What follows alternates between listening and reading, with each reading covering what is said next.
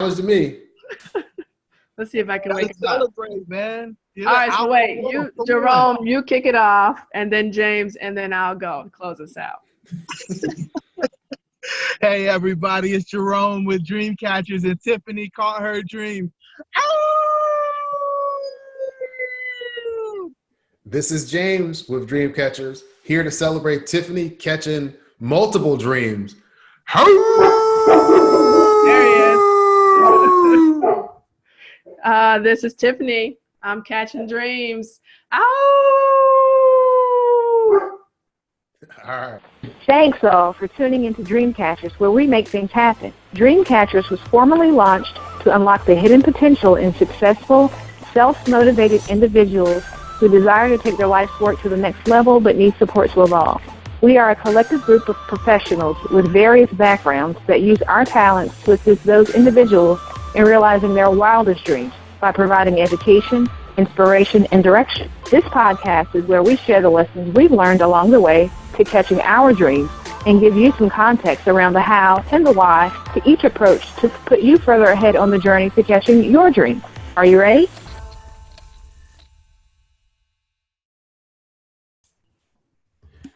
Hey, everybody. This is James Bryant, and we are here for another Dreamcatchers podcast. Today, we have a very exciting guest. We're going to talk to Tiffany Ward. Tiffany has been doing real estate investing for some time, and once we get through kind of who she is and what she does, she's going to talk about her journey in real estate investing. So, Tiffany, the mic is yours. The mic is mine. Wow. Just toss it over to me. Yeah. So hello, everyone. I am Tiffany Ward. I am a Richmond native. I currently, as of a month ago, I have 13 doors now. So that's very exciting. I am a sales engineer for my daytime full-time job. I am a CrossFitter. I lift heavy things. And I don't know, that's me in a nutshell. And my dog is here. So if you hear him in the background, he likes to be known and recognized. Oh, all dogs like to be known and recognized. So, hey, how did you get started in real estate investing? So I got started when I was 23. I bought my first home at 23. It was a foreclosure HUD home. Okay. After college, I moved back home with my parents, and they made me pay rent, but they also still had me on a curfew. So I realized that I wanted to move out. And at that time, and still, I don't really believe in renting. So I knew I wanted to purchase a home of my own. Okay. So a year later, I was able to find and acquire my first house, which was in Fulton, the Fulton area of Richmond. Mm-hmm. Very little work was needed on that. I think I had to replace a few doors and maybe some carpet in one of the rooms. So it was really move-in ready. And I got my best friend to move in with me to help pay for the mortgage and the utilities and things like that. So that was my first introduction. I was 23 at the time. Okay. And I really didn't do my next deal until maybe 5 years later. So. Okay. And what was that next deal? The next deal was with my ex-husband. I got married and we needed to find a home to live in. So there was a townhome that we found, and I was able to buy that. He invested in properties himself, so I bought that property in my name on my credit, right, to kind of keep things separate. Mm-hmm. So that was in the south side of Richmond in Midlothian area. Okay. Again, that was a townhome, and then of course through the progression of that marriage, we bought another home together. Mm-hmm. And then I just kind of been going from there. Okay, cool. Yep. So what made you make the shift from the single family rentals or small multifamilies into a larger multifamily unit? I think just education. So I've always known that I was interested in real estate for various reasons. I didn't jump in, all the way. I kind of just dabbled. But as I started to get serious about my education and really learning about real estate and what it could afford me. It seems like multifamily is one of the more solid investments. There will always be renters. And based on the market, like the market today, a lot of millennials can't afford to purchase homes. Okay. And so I really just made the shift because I felt like the return on the investment was greater. And I'm more of a buy and hold investor. So I don't really focus on flips or anything like that. I'm in it for the long-term gains, and it's really my retirement strategy. So I felt like the multifamily would be a better avenue for me. Okay. So tell us about your first multifamily deal. So my first multifamily deal. So it's a 10 unit in Greensboro. So it's out of state for me. I'm in Virginia. I got partnered up with Jerome, actually on social media, which is how things are done today. But I knew a friend of his. I used to work with a friend of his who kind of just connected me to Jerome. Okay.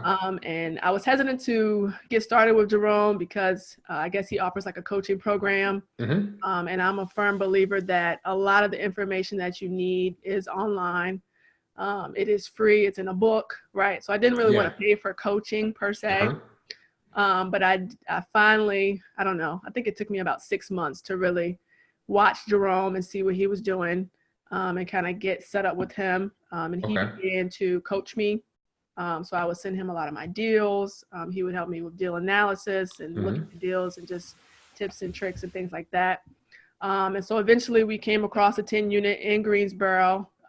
He had tried to get me to invest in another deal, but I wasn't sold on, I guess, a syndication. I wasn't sold on like taking a piece of the pie. I still wanted all of the deal. But I finally came to terms that, they say a little bit of something is better than a lot of nothing. So we found the 10 unit. And once we found that, I was ingrained in every piece of the process. So I went down there, saw the letter of interest that we submitted, the offers that we submitted. I went down and saw the property.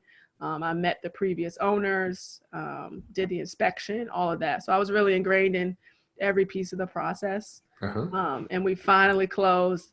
Definitely a much longer process than single family homes. It took us quite a bit of time from start to finish to close the deal. Okay. So tell us a little bit more about your experience with having Jerome be your real estate coach. It's different. So, I mean, and not in a bad way. Coaching has always been a bit of a mystery for me. So again, I'm in corporate America. And I've always known like what a coach is supposed to do or who a coach was, or like a purpose that they could serve in your life. But I wouldn't say that I've had great coaching experiences. I think my experience with Jerome has been good in the fact that he's very responsive. He's an early riser. He subscribes to that early morning routine. So he often responded within 24 hours, which I think is a good turnaround time for somebody as busy as he is. And he just answered, he really pointed me in the right direction. So again, I believe in like researching on your own and finding information out for yourself. And he kind of just provided guidance of where to go to get information. So sometimes he would give me the answer right away, right? Sometimes he would point me in the direction of where I can go to find additional details. He was very transparent if he wasn't well-versed in a specific area. So I really appreciated that, like his transparency, his willingness to help. He gave me a lot of access to his different tools that he uses as far as like the realist reports, the rental meter, just all the different tools that he leverages. He was able to open those up to me. So I think that sped up my learning curve as well. So I would say it was a really great coaching experience. I would definitely recommend it. Oh, cool. Yeah. No. I mean, that's absolutely awesome to be able to talk about your experience of him coming alongside you in working with you and finding a deal. There are some of these programs that are out here where you pay lots of money, but the coach may not be as available as what you've described here. And so it's really cool to hear or see the fruition of some of the things that he's trying to do within the Myers Development Group, with the Myers Methods, in trying to have an educational platform Right. to be able to reach out to people to kind of build that knowledge base, but also to have that availability that he espouses for his coaching clients. So, I mean, it's absolutely essential. And it's good that you were able to have such a positive experience. So, I mean, what's next for you? What do you want to do next? What is next? So I have multiple goals in all areas of my life. I'm very much a goal-oriented person. So in my wall, in my office, I have different goals for, you know, fitness, my finances, my spirituality, my personal relationships, right? And also my real estate, right? My full-time job. So that's a broad question for me of what is next. But I think in terms of the big dream or where I want to go next. So I definitely want to find my first renovation project. I haven't done that. A lot of the properties that I've acquired have been turnkey or require very little work to be done to them. Okay. So the 10 unit, I know when we start to turn over the units, there'll be some repairs that are needed. But I'm really looking for my first renovation project. You want to put your own personal stamp on it? Yeah, not to flip because I'm more buy and hold, but more, I guess, bigger pockets, BRRRR strategy. Okay. So I'm definitely looking for that. And then my long-term goal is much larger and I think more impactful. So it sounds bad, but I'm a money-oriented person. It's not bad at all. I had a strong, well, you don't want to make like money your idol, right? But yeah. I had a very good upbringing with my parents, and they really instilled in me the value of saving and investing and kind of like just overall sense of money and understanding like what money can provide for you. Okay. I think in our minority communities, financial literacy is lacking. And so really what I've been focused on here lately as I'm looking into like becoming a certified financial planner, not like a Northwestern Mutual or like a bank or anything like that, but really more so of a nonprofit focused and how do we get into our local schools, our local churches, the community, and really raise the literacy of how to use money. And, you know, from student loans to credit cards to investing, just overall options that are available out there. And I think a lot of people don't know what's out there and what's available to them and how to save and how to invest and things like that. So that's really a longer term goal that I'm working on right now. What's your time frame for that? So that's a tough question because it's really a longer term goal. I want to have my first kickoff event, I would say within 3 months. And we've targeted like my local church for that and our younger kids, students for that. I'm actually partnering with my sister who is a banker. So we are targeting our local church first, I think within the next 3 months. Of course, we'll have to, you know, start the business, have a social media presence, you know, pull together all of our documentation. I think to become certified as a financial planner is a 9 to 12 month process. Right. So that's what I mean as far as it being a longer term goal. But I definitely want to start sooner than later. Right. Because I feel like the longer you wait to kick off something, the longer it's going to take to accomplish your goal. Right. The least likely you are to accomplish it. So even if it's not perfect, I'm going to jump out there and do it. And I think the church is probably the most forgiving environment that you can do something in. So. Hey, I think that's awesome. Can you talk a little bit about why that's important to you? I understand that, you know, saying your upbringing, how you have this really strong financial background, you understand how to leverage money and to use it, and to use money to help achieve your overall goals. But why is it so important for you to instill those same principles in our community at large?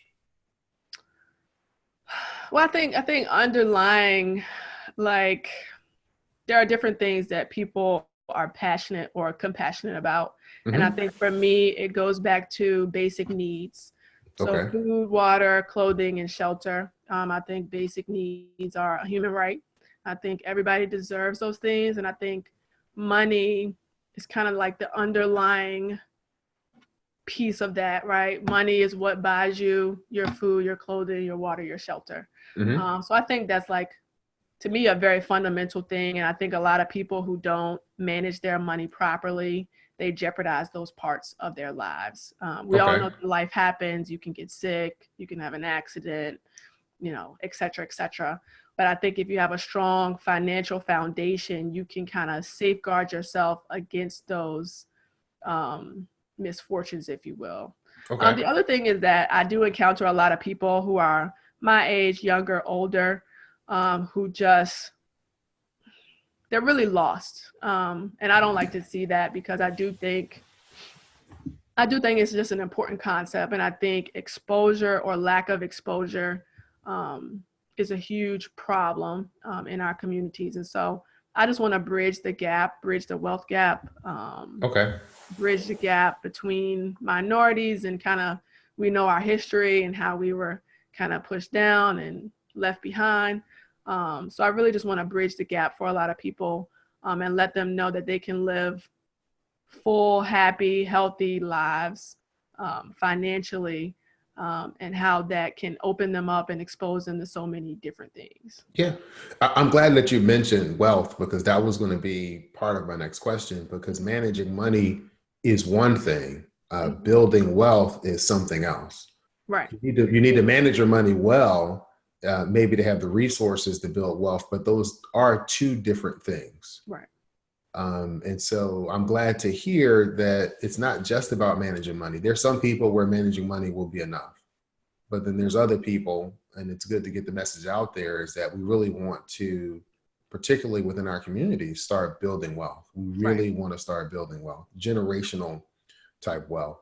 That was one of the reasons why I've gotten into multifamily investing, was the ability to build that multi-generational wealth. You know, the investments that I've made over the past 3 years are not just for me, but they're for my kids and their kids. So it's absolutely essential to be able to manage money, because you can be in a situation, you hear the stories all the time about people that win the lottery or people that come into money, but they weren't involved in the process of building that wealth. And so they don't know what to do with it. And within 2 generations, it's gone. Definitely. So I think that's absolutely admirable. I can't wait. Do you have a name for this yet? I don't have a name yet, so we're still working out the details, but I'll be sure to, you know, blast it out whenever I do have that. Okay. I don't have a name yet. We're still working on it. Still working on it. Mm-hmm. Well, that is absolutely, you know, awesome. So, you know, there's a couple other things that.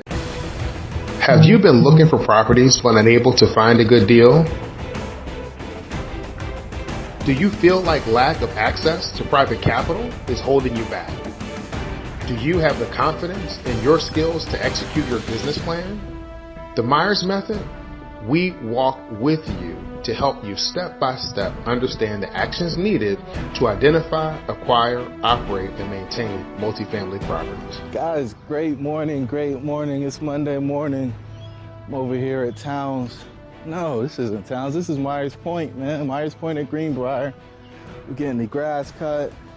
Meeting with my property manager to talk about strategy on a couple of evictions and turnovers we're going to take care of this month coming up in June. Really made a lot of progress on this property over the past year. Now it's time to take it to the next level.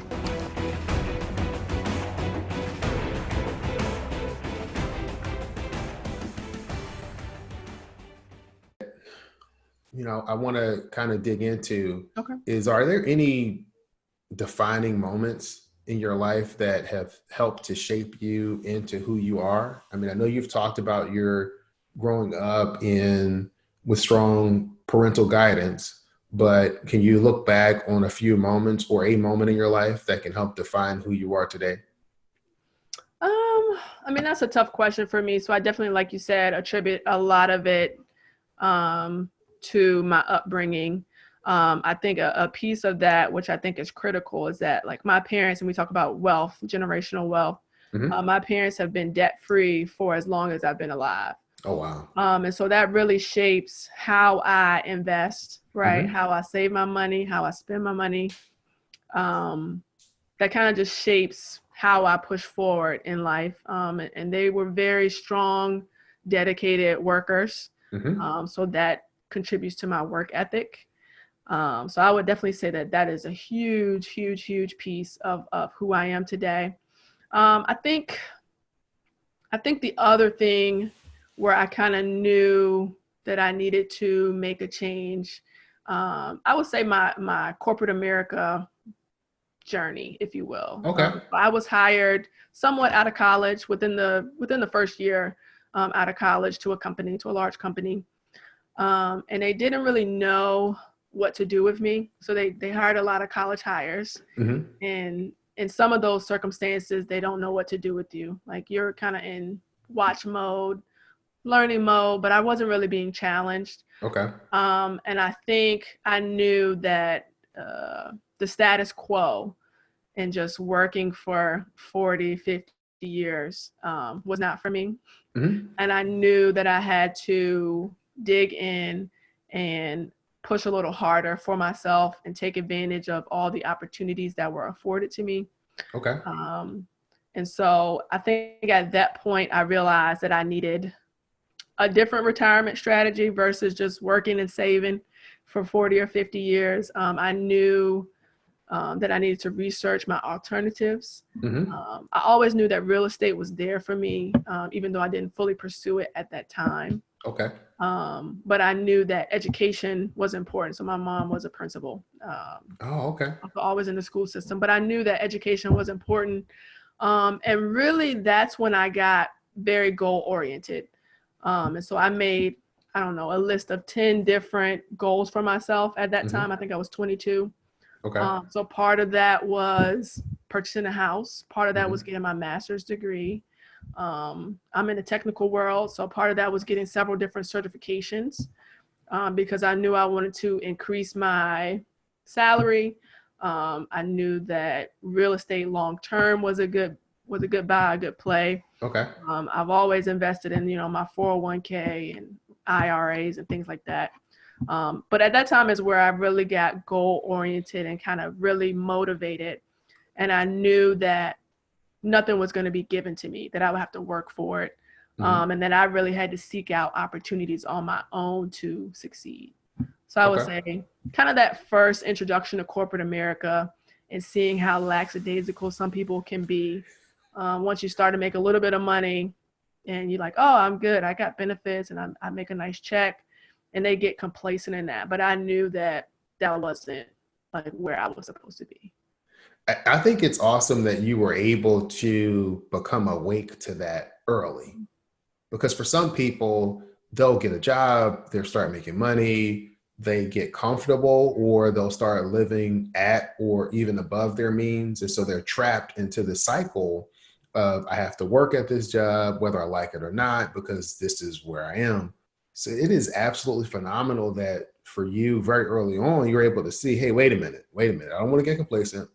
I don't want to get locked in here. Right. What I really want to do is to set myself up to have more choices in the future. Right. So you laid out your goals, which really sets the direction of where you want to go. And then you went about the process of achieving those goals. So this was many years ago. How many of those goals have you met or exceeded that you set out then? Oh, I met and exceeded all of my goals. So I think I was 22 at the time. And I had set, let's say 10 goals, and I had set the time frame of by the time I was 30. Okay. So like I wanted to get my master's. I wanted to make 6 figures. I wanted to accomplish those several certifications, buy a house, buy a new car, things like that. So I would say I accomplished all those goals by 26. So within 4 years, I had accomplished all of those things. And I just continue to make new goals. Wow. So is a 100-unit apartment complex, 200-unit apartment complex, what's the next big goal on Tiffany's big board?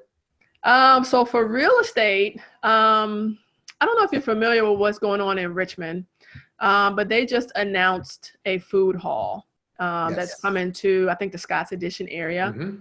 And I would say that that's obviously or honestly a turning point for me as well, because I travel. I try to travel, take one big trip a year, but I travel internationally. And that was really, I used to see these food halls abroad. Yes. Before they ever made it to the States. And then I would see them in different larger cities, right? And I kind of knew that was cool. And I knew that Richmond and the States didn't have it. So I've always had the vision. And really, my goal is to position myself so that I'm able to execute on large commercial ideas like that. So I still want to pursue the multifamily residential thing, but I also want to pursue the commercial properties to whereas I'm kind of adding value or adding culture or really just investing more in those larger commercial, like big projects that you see come about. So I think that's like a huge, huge goal of mine. And it's really I say it's a turning point, right? Because I've always had the vision. I see these things. I'm highly exposed to different areas, different countries, and I see things before they get to my area of Richmond. And just really knowing that like the time is now for me to execute. I can't become complacent. I can't wait for somebody else to do it for me. I really have to take daily, weekly, monthly, annual, actionable steps, right, to reach these big goals. So. You know, for those of you that's listened to the podcast and other things, you know, Jerome and I talk pretty frequently. And so Tiffany, listening to you, I can hear him, his voice in terms of talking. We got, you know, you have to execute. You have to execute. You have to execute. So he's all about execution. And that is awesome to have such large goals, such large dreams. And I'm so looking forward to following up with you as time progresses to see how you're knocking these things out of the park. I mean, you're going to keep setting these goals. You're going to keep reaching them. I mean, one of the questions we typically ask is, what's the next dream that you're focused on? But it seems like you have several dreams that you are really focused on, and that's cool because there's some people who have lost their ability to dream, but here you are, you're like, okay, I wanted to do this by this age. I've done it. Now I want to position myself to do multifamily. Guess what? You've done it. Now you're like, I want to do larger commercial deals. You know, they're bringing a food hall here to Richmond. How can I be involved in these types of projects? I think it is absolutely awesome. And it's key to continue to show people in our community that you can achieve, you can keep going, you can build wealth, you can manage money. All of these tools are available to all of us. Looks like Mr. Myers has joined in for the latter part of this call, man. Thank you for joining, man. Hey, Jerome. Tiff, James, I know greatness is happening. I just called to say hi, share my smile. Hi. I'm proud of you guys. You guys are awesome. No, man, thank you for chiming in. Tiffany was just telling the tribe about how she's planning on going after some of these large, huge commercial spaces, you know, things like food halls and other things that'll bring culture into the community, and how she's focused on building up financial literacy within the minority communities, and how that's very important to her, just so that people can know and be exposed to the different tools that are available, not only to manage money, but to build wealth as well. She's an expert. She's done it from scratch. I'm just happy she got some doors.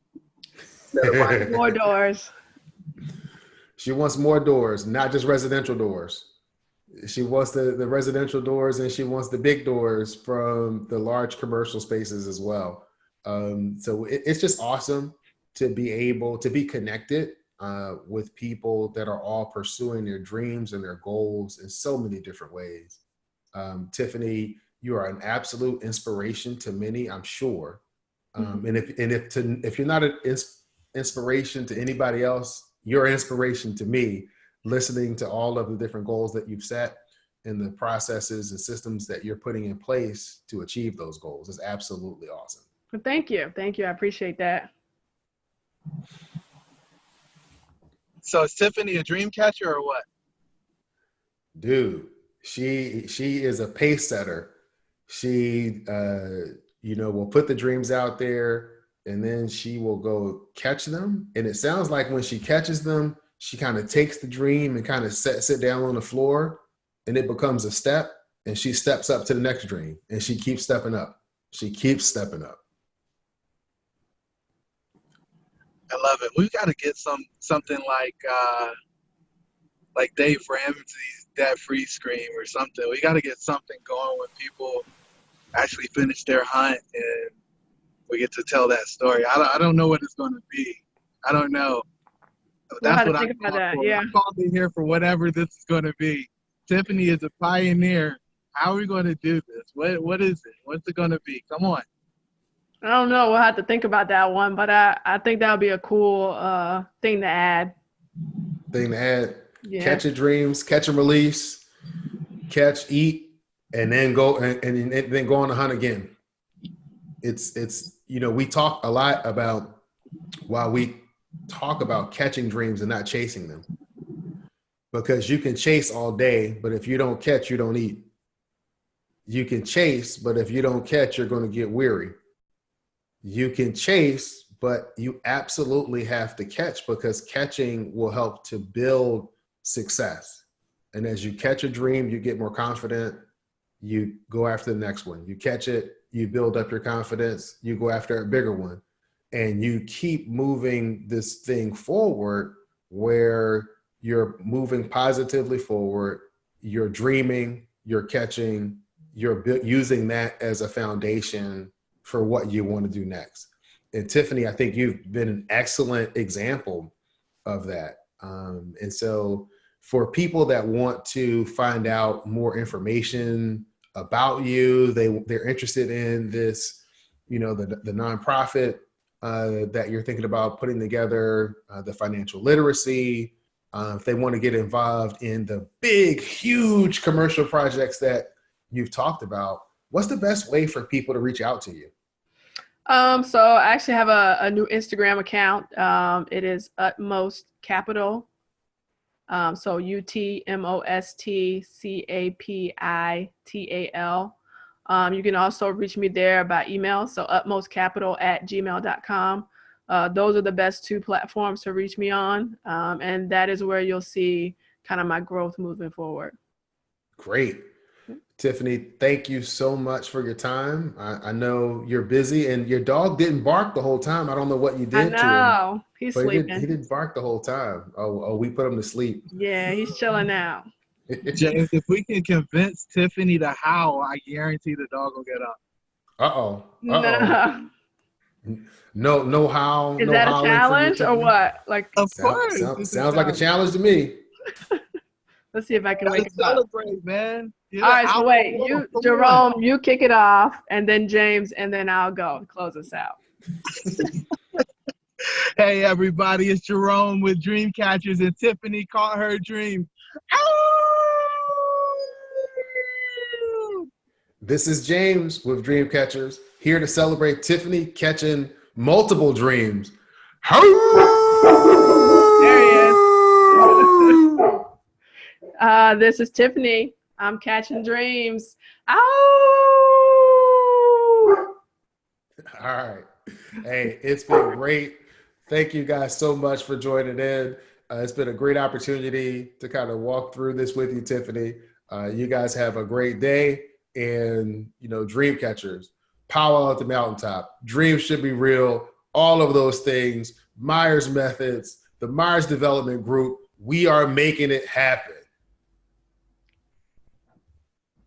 All right.